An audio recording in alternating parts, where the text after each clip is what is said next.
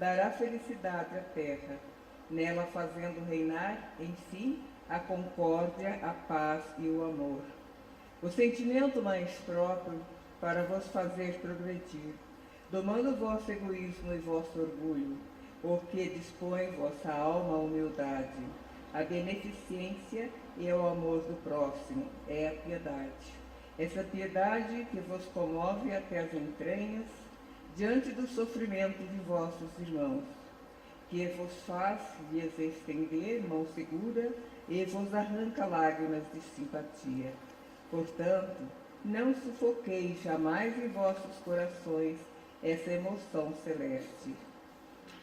Não façais como esses egoístas endurecidos que se distanciam dos aflitos, porque a visão da sua miséria perturbaria por instantes sua alegre existência. Temei permanecer indiferentes quando puderdes ser úteis. A tranquilidade comprada ao preço de uma indiferença culpável é a tranquilidade do mar morto, que esconde no fundo de suas águas o lodo fétido e a corrupção. Quando a piedade está longe, entretanto, de causar a perturbação e o aborrecimento com os quais se apavora o egoísta. Sem dúvida, a alma experimenta, ao contato da infelicidade alheia, e voltando-se para si mesma, um abalo natural e profundo que faz vibrar todo o vosso ser e vos afeta penosamente. Mas a compensação será grande, quando vierdes a restituir a coragem e a esperança ao irmão infeliz que se emociona com a pressão da mão amiga, e cujo olhar, ao mesmo tempo úmido de emoção e de reconhecimento, se volta docemente para vós, antes de se fixar no céu, agradecendo por lhe haver enviado um consolador, um apoio. A piedade é a melancólica, mais celeste precursora da caridade, essa primeira virtude, da qual é irmã e cujos benefícios prepara e enobrece.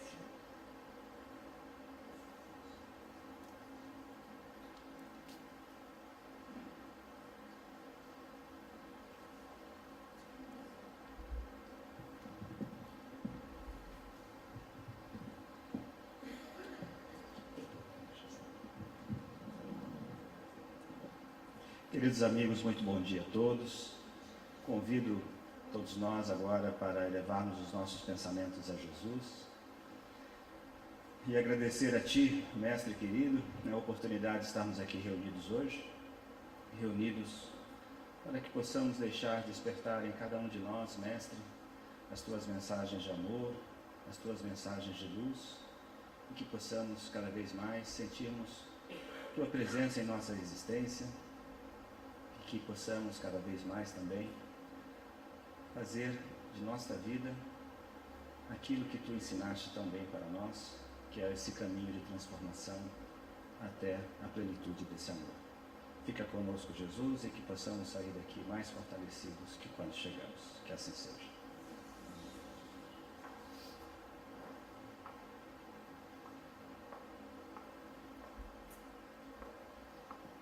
Ciência, filosofia, religião, novos rumos. Esse é o tema principal do nosso sexto seminário. Hoje, para falar sobre reflexões sobre a espiritualidade na prática, nós temos a deusa Samu, que gentilmente atendeu o nosso convite, a quem nós agradecemos imensamente. Ela é psicóloga clínica e hospitalar, possui licenciatura em Antropologia, Filosofia e Sociologia, é pós-graduada em Tanatologia pela USP, que é Educação para a Morte, expositora de área de ensino na Instituição Seara Bendita em São Paulo, é associada à Associação Médico Espírita, autora de vários livros, inclusive alguns exemplares lá na nossa bancada. Aquelas pessoas que se interessarem podem chegar até lá. E é articulista do jornal Fala Meu, da USE de São Paulo.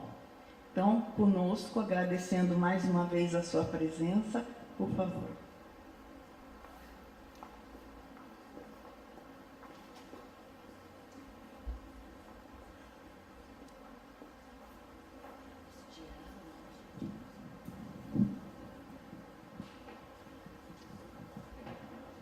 Bom dia a todos.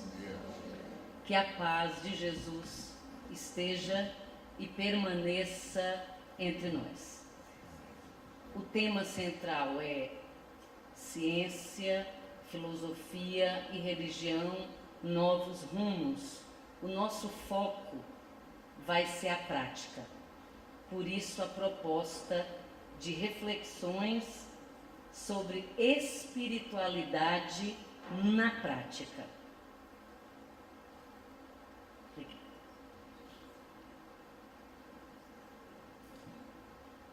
Se nós verificarmos o livro de Apocalipse, no capítulo 22, no versículo 17, o livro de Apocalipse, vocês sabem, que é o último livro da Bíblia, e foi recebido por João, o apóstolo, na Patmos, quando ele estava preso, através de flashes. E ele vê nesses flashes tudo que estaria por vir. No capítulo 22, no versículo 17, o antepenúltimo versículo que encerra a Bíblia, João diz assim: e eis que Jesus está voltando. Tem até uma música do rei, não é? Vocês conhecem Roberto Carlos? É do tempo de vocês? Ah, ufa, né? Tem uma música. Muito bem. Então ele diz assim: e eis que Jesus está voltando. Aqueles que ouvem o seu chamado, diga, vem. E aqueles que têm sede, ouvem, venham. O Titãs também tem uma música que diz assim: você tem sede do quê? Você tem fome do quê? Não é assim? Mas eu não vou cantar porque o coral já cantou, tá? Às vezes, nós interpretamos esse chamado de Jesus de uma forma que nós nos prendemos à letra que mata, como dizia Paulo, e não ao espírito que vivifica. O Roberto Carlos compôs a música dizendo: ele está para chegar, não é? Muito em breve uma luz vai brilhar, nessa luz ele então surgirá, se materializando aos homens surpresos no mundo. Não se pode fugir dessa luz, dessa força chamada Jesus. Se procure, se encontre depressa, ele está para chegar. E aí eu tenho uma amiga que diz assim: ai, vocês conhecem São Paulo? 23 de maio, avenida principal ali que passa em frente ao aeroporto de Congonhas, então. Essa minha amiga, ela fala assim: ai, você sabe o que eu queria? Que Jesus descesse logo na 23 de maio e contasse tudo, entregasse o ouro, já mostrasse todos os... Não é assim que ele vai chegar. E o chamado não vai ser desse jeito. A nossa reflexão é sobre a prática. Espiritualidade na prática. Onde que Jesus está chamando? Que dia? Em que momento?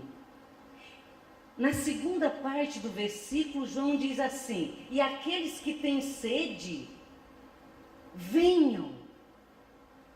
Todos nós estamos sedentos de respostas.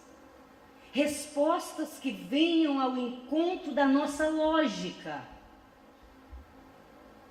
A doutrina dos Espíritos nos possibilita esse encontro maravilhoso com essas respostas. Paulo, o apóstolo, na sua primeira carta aos Coríntios... Eu posso me mexer? Tudo bem?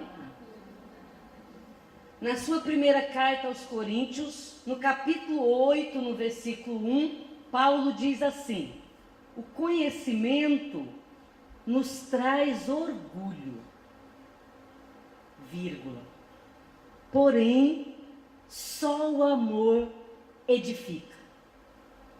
Vocês viram que a minha irmã leu o meu histórico. Aquilo que ela leu do meu histórico é só uma parte do meu histórico. E eu me orgulho bastante desse histórico. Sem amor, segundo Paulo, não dá para fazer nada. É maravilhoso você dizer, eu sou.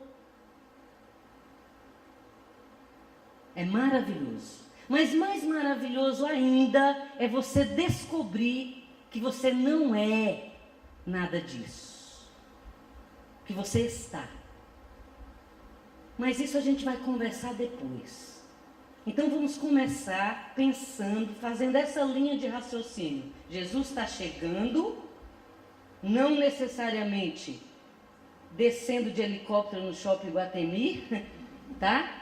Então ele está chegando, nós temos sede, nós estamos ouvindo o chamado, mas estamos fazendo ouvido moucos.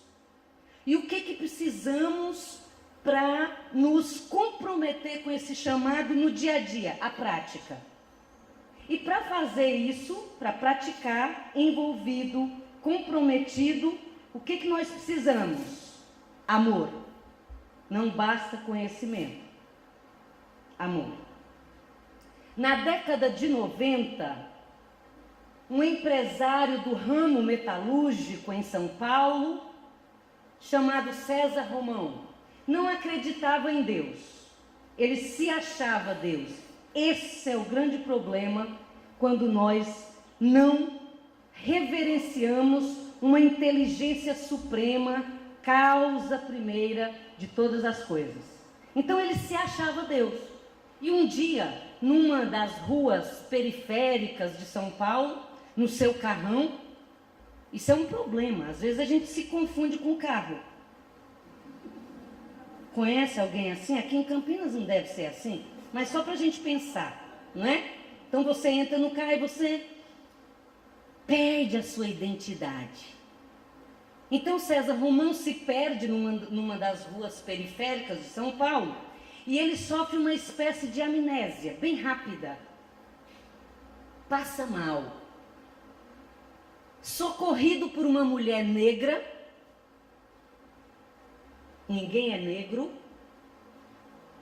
nós somos espíritos que estamos qualquer coisa. É importante a gente saber disso para praticar a espiritualidade. César Romão, socorrido por essa senhora negra, muito sábia, que o convida a ir até a sua casa, um casarão antigo, até certo ponto destroçado, porém acolhedor, nas palavras de César Romão. Depois que ele fica bem, ele vai embora, agradece. E a partir dali, ele muda. No dia seguinte, ele entra no seu escritório, na Avenida Paulista, um andar inteiro. Segundo ele descreve, na década de 90, aquelas portas de correr era uma novidade. Não é? Em 90 vocês tinham o quê? 10 anos, igual eu? Então, era uma novidade aquelas portas, não é? Você ia nos lugares e você queria ver o negócio abrindo. Não é? Então ele conta que ele chegou no seu escritório, um andar inteiro da Avenida Paulista, e a porta se abre e a Dona Maria estava lá fazendo a faxina. E ele disse: bom dia, Dona Maria. Dona Maria tomou um susto muito grande, deu um pulo para trás e falou assim: meu Deus, o senhor está me vendo? Eu trabalho aqui com o senhor há 22 anos. O senhor nunca me viu. O que aconteceu? Está tudo bem comigo? César Romão, decidido a mudar os rumos da sua vida e a praticar a espiritualidade, o amor, ele resolve retornar lá naquele bairro, lá na periferia, lá naquela casa destroçada, para encontrar aquela irmã negra que havia socorrido. E eis que chegando lá, não tinha ninguém. Nunca teve casa nenhuma naquele lugar. César Romão conta isso no seu livro A Semente de Deus. Vejam vocês que para alguém que não acreditava em Deus, em seguida escrever um livro A Semente de Deus é muito interessante. A partir daquele dia, César Romão, então, vivendo uma epifania, para quem não sabe, é tudo aquilo que você vivencia que se torna um marco na sua vida.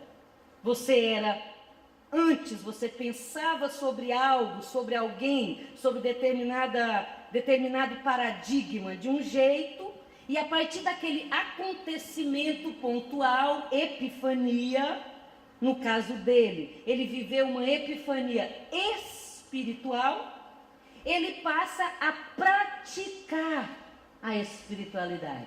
Ele ouviu o chamado e ele foi vivenciar esse chamado. Espiritualidade na prática. Então o livro se chama